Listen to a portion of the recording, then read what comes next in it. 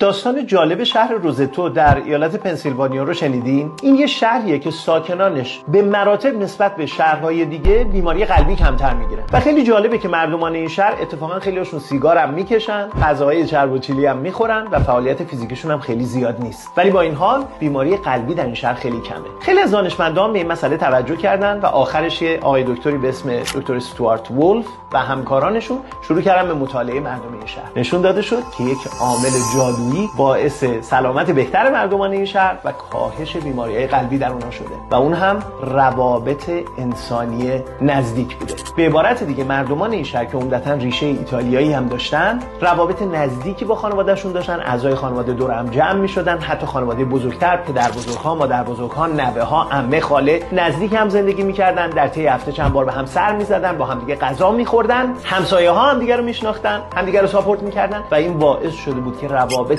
انسانی حمایتگر و نزدیکی بین اینا شکل بگیره که باعث بشه استرس بینشون کمتر باشه و نهایتا سلامت روانی و سلامت جسمانیشون بهتر بشه. و تمام اینها در حالی که مردمان این شهر خیلیشون سیگار میکشن، غذای چرب و چیلی میخورن و ورزششون هم خیلی زیاد نیست. بارها اینو گفتیم و باز هم تکرار میکنم که نشون داده شده روابط انسانی نزدیک و شکوفا از مهمترین عوامل برای بهزیستی، شادکامی و طول عمر.